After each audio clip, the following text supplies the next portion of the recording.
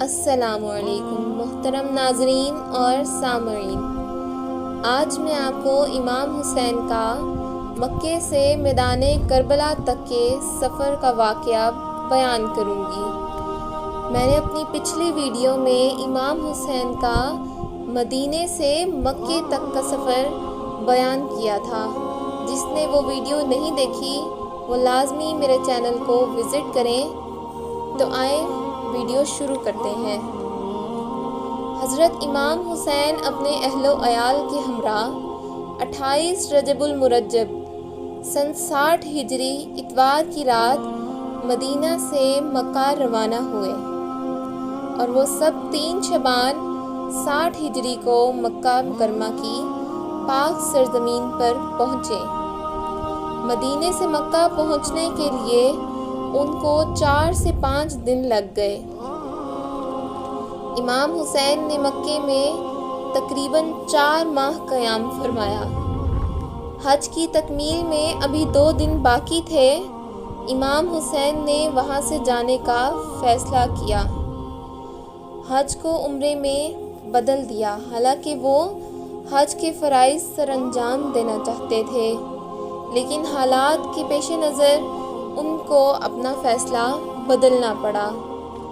فوج کے سپاہی حاجیوں کے لباس میں آئے ہوئے تھے اور بغل میں تلواریں چھپائے گھوم رہے تھے۔ امام حسین کو اس بات کی خبر ہو گئی تھی کہ ان کے یہاں آنے کا کیا مقصد ہے۔ وہ خانہ کعبہ میں کوئی ایسی صورتحال پیدا نہیں کرنا چاہتے تھے، اسی لیے انہوں نے مکہ سے جانے کا فیصلہ کیا۔ مکہ سے روانگی کے وقت آپ نے فرمایا، موت فرزند آدم کے گلے کا ہار ہے۔ مجھے اپنے اسلاف سے ملاقات کا اتنا ہی اشتیاق ہے جتنا یعقوب کو یوسف سے ملنے کا اشتیاق تھا، اور کوفہ جانے کا فیصلہ کیا۔ اور امام حسین 8 ذی الحج کو مکہ سے روانہ ہوئے اور اس سفر میں امام حسین نے تقریباً 20 مقامات پر قیام کیا۔ ان میں سے چند مقامات جہاں پر کچھ واقعات پیش آئے۔ اس سفر میں سب سے پہلی منزل بستان بن عامر ہے۔ بستان بن عامر سے گزرنے کے بعد دوسری منزل صفاح تھی۔ صفاح پر آپ کی ملاقات ایک عربی کے شاعر فرزدق سے ہوئی، جو اتفاقاً کوفہ سے آ رہا تھا۔ آپ نے اس سے کوفہ کے حالات کے بارے میں دریافت کرنا چاہا۔ اس نے کہا، اے نواسۂ رسول، ان کے دل تو آپ کے ساتھ ہیں مگر ان کی تلواریں آپ کے خلاف ہیں۔ امام حسین کا قافلہ پھر چل پڑا اور راستے میں بہت سے مقامات پر پڑاؤ ڈالا۔ ان میں صفاح کے بعد ذات عرق، اس کے بعد حاجز پر پڑاؤ ڈالا۔ انہوں نے کوفہ والوں کے لیے ایک خط لکھا اور اسے حضرت قیس کے ہاتھوں کوفہ والوں کے لیے روانہ کیا۔ پھر 5ویں منزل بعض العیون اور 6ٹھی منزل خزیمیہ کو پار کیا۔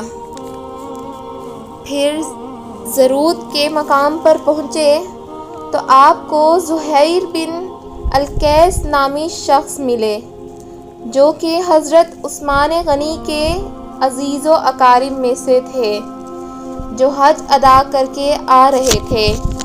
انہوں نے جیسے ہی امام حسین سے ملاقات کی، انہوں نے اپنے گھر جانے کی بجائے امام حسین کے ہمراہ چلنے کا فیصلہ کیا۔